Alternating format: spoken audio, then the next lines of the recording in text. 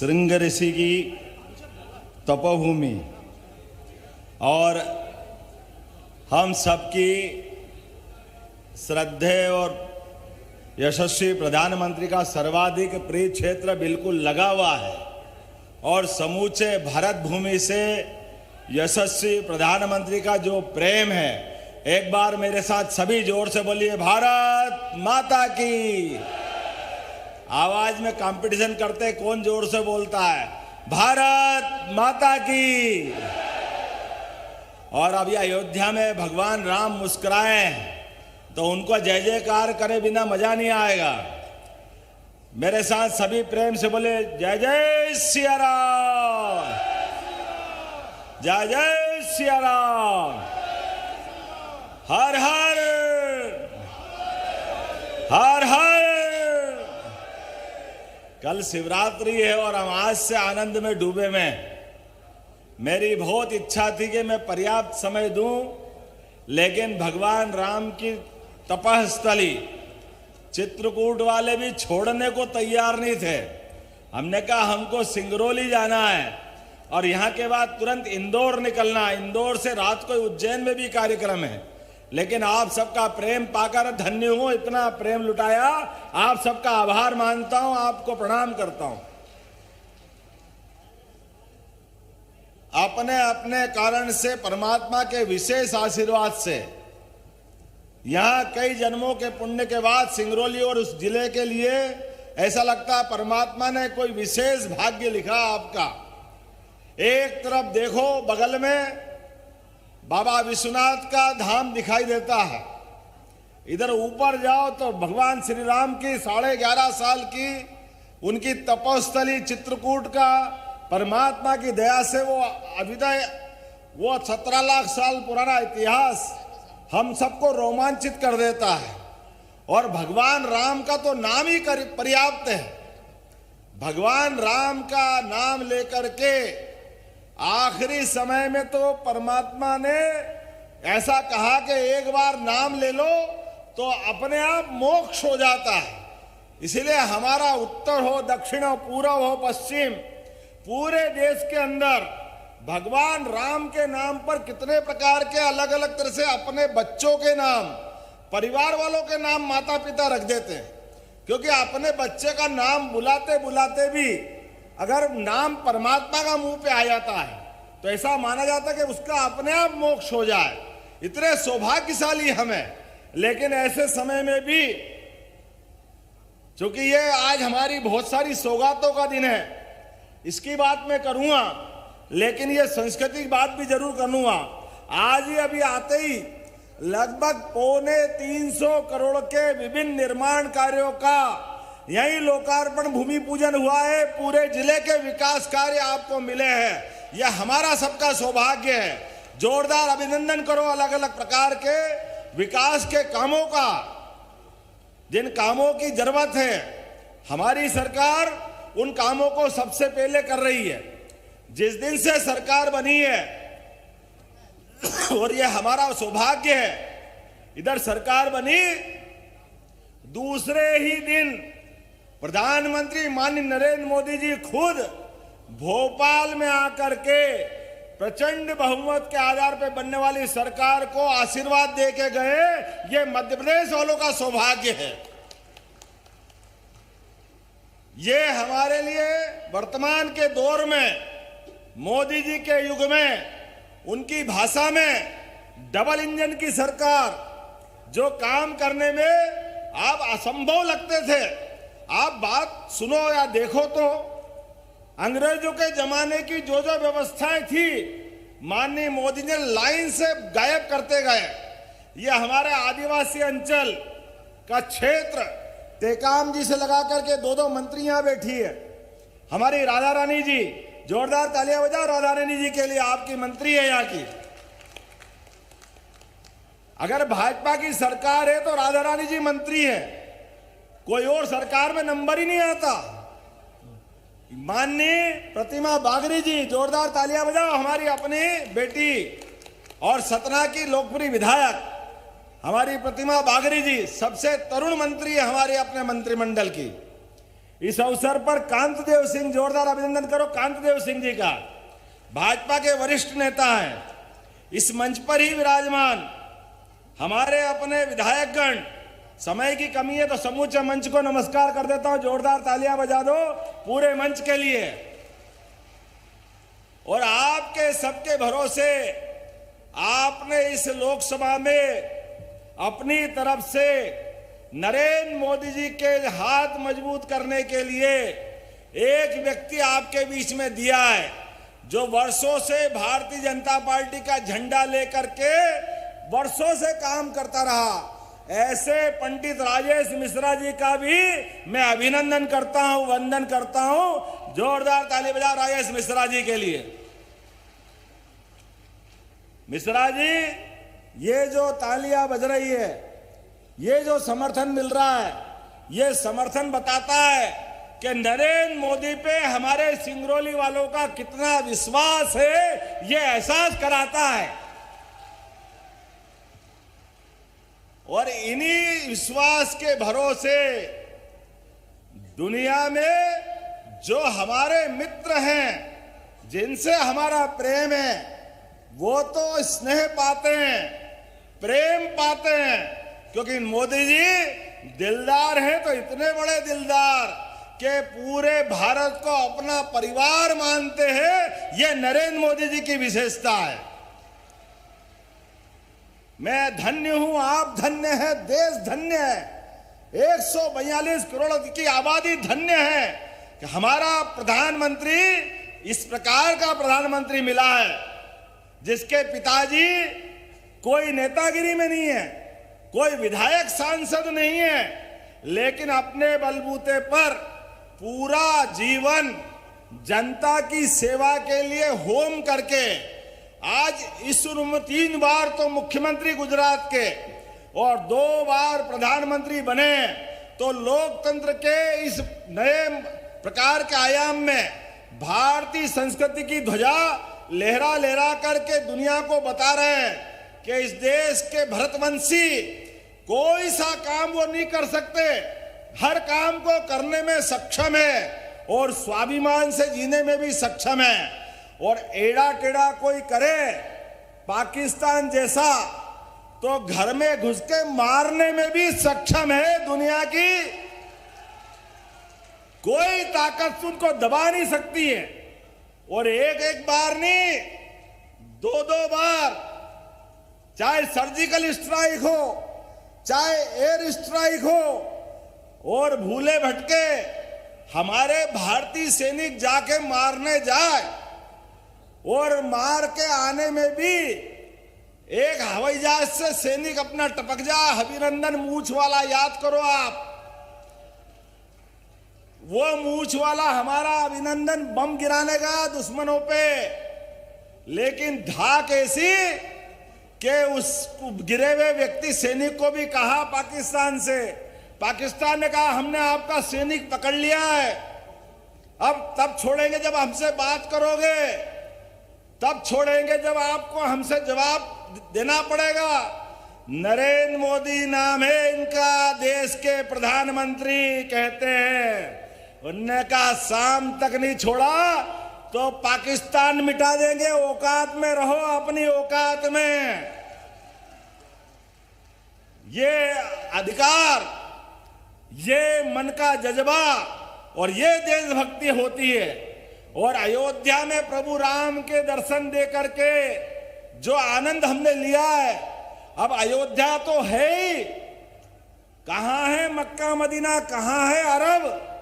वहां अवध से अरब तक प्रभु राम के मंदिर की ध्वजा लहरा रही है। ये हमारा सौभाग्य है, ये हमारा भाग्य है।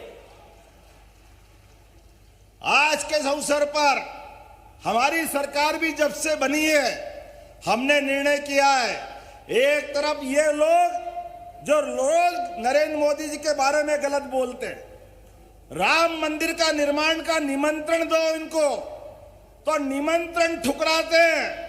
मैं लंबा भाषण नहीं दूंगा, लेकिन आप सबको स्मरण रखना पड़ेगा, काल के प्रवाह में 500 साल का संघर्ष हो गया है समाज को लड़ते लड़ते। आप सबसे निवेदन है, और सिंगरौली के लोग तो श्रृंग ऋषि की संतानें हैं। आपको ये बात का एहसास है कि हमारी संस्कृति पे जो उंगली उठाए, भगवान राम के जन्म स्थान पे जो उंगली उठाए, मंदिर निर्माण में जो अड़ंगे लगाए, भगवान राम के पैदा होने का प्रमाण मांगे, ऐसी अभागी कांग्रेस और सुप्रीम कोर्ट के फैसले के बाद भी अगर मंदिर बन गया, हमने सारे उनके पाप मान करके और कहा कि भैया अब निर्माण कार्य हो गया, भगवान की प्राण प्रतिष्ठा हो रही है, आओ हम और आप मिलकर के भगवान राम के प्राण प्रतिष्ठा कार्यक्रम में सम्मिलित हो जाएं। लेकिन बड़े दुर्भाग्य के साथ कहना पड़ेगा, 142 करोड़ के लोगों को भी अपमानित होना पड़ा। कांग्रेस के लोगों ने कहा हमको नहीं आना, हम नहीं आएंगे, आपका निमंत्रण ठुकराते। भैया बहुत अच्छी बात है, आप बहुत बड़े बाप बेटों हो के बहुत बड़े खानदान के लोग हैं, आपके परिवार में बड़े बड़े लोग प्रधानमंत्री रहे, लेकिन आपको इतनी समझ नहीं है कि ये देश राम के आधार पर चलता है, ये देश कृष्ण के आधार पर चलता है, ये महादेव की हर हर महादेव की जयकार लगाता है। आपने ठुकराया है भगवान राम के प्राण प्रतिष्ठा का निमंत्रण, जनता भी आपको माफ नहीं करेगी। भगवान कृष्ण ने 5000 साल पहले अपनी उंगली पे सुदर्शन चक्र धारण किया था, और कौरव पांडव के उस महासमर में भगवान ने बताया था कि धर्म मार्ग पे चलने की ताकत क्या होती है। भगवान कृष्ण ने आशीर्वाद दिया लोकतंत्र में, हमारी उंगली में वो ताकत भगवान कृष्ण की ताकत है। जिनने निमंत्रण ठुकराया, हमारी उंगली दबेगी, ये सारे के सारे हमारे धर्म विरोधियों के ठिकाने लगेंगे। बोलो लगेंगे कि नहीं लगेंगे? नरेंद्र मोदी की सरकार बनेगी कि नहीं बनेगी? आवाज इधर से आना चाहिए, नरेंद्र मोदी जिंदाबाद, नरेंद्र मोदी जिंदाबाद। आज परमात्मा की कृपा से सांस्कृतिक अनुष्ठान का पर्व चल रहा है। भगवान महाकाल की नगरी से आता हूं, क्या महाकाल का महालोक बना है? बोलो जय जय श्री महाकाल। हमारी संस्कृति पे सरकार बनती है, हम किसी को अपमानित करना नहीं जानते हैं, लेकिन कोई हमारा अपमान करे तो हम चुप बैठने वाले नहीं हैं। ऐसे कोई हमारा अपमान करे तो हम चुप बैठने वाले नहीं हैं। ऐसे सारे मामलों के लिए अब समय कम है। आने वाले समय में मध्य प्रदेश को देश का नंबर 1 राज्य बनाने के लिए और देश को दुनिया का नंबर 1 देश बनाने के लिए नरेंद्र मोदी जी के नेतृत्व में और हम और आप सब मिले, मन में संकल्प करें, किसी भी हालत में विकास के मामले में हम कोई भी कोर कसर बाकी नहीं रखेंगे।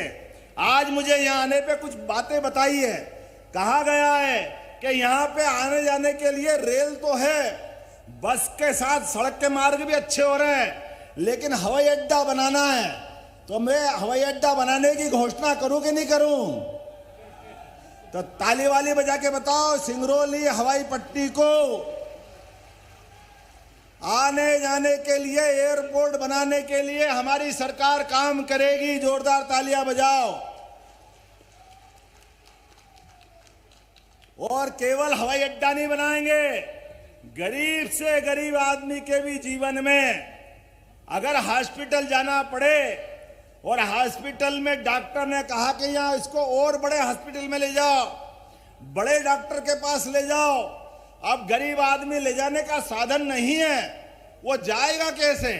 तो हमारी सरकार ने तय किया है अब एयर एम्बुलेंस के माध्यम से गरीब आदमी को भी ये सौगात दी जाएगी कि वो अपने जान बचाने के लिए चिकित्सालय का लाभ ले सके।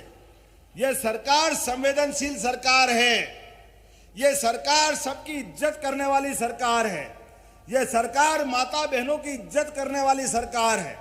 अपने इसी जिले में एक फोटो छपा था एक साहब बीमार हो गए, उनको चोट लगी, बड़े अफसर थे। मैं मना नहीं करता हूं, मैं अपमान नहीं करता हूं किसी का, लेकिन कोई माता बहनें किसी बड़े साहब के जूते के बंद बांधे, ये मेरी सरकार में संभव नहीं है। जो माता बहनों की इज्जत हमारे यहां तो देवी दुर्गा के समान माना गया है। राम जी के पहले भी सीताराम, कृष्ण जी के पहले भी राधा कृष्ण। हम तो उस संस्कृति के लोग हैं, हम किसका अपमान करेंगे? हम किसी का अपमान नहीं करेंगे, लेकिन अपने सम्मान के साथ भी कोई समझौता नहीं करेंगे। एक नहीं अनेक उदाहरण है। अभी कल ही हमने निर्णय किया है कि गौ माताओं के लिए ये जो गौशाला है अपनी अधूरी बनी हुई है, प्रत्येक गौशालाओं को पूरी कराएंगे।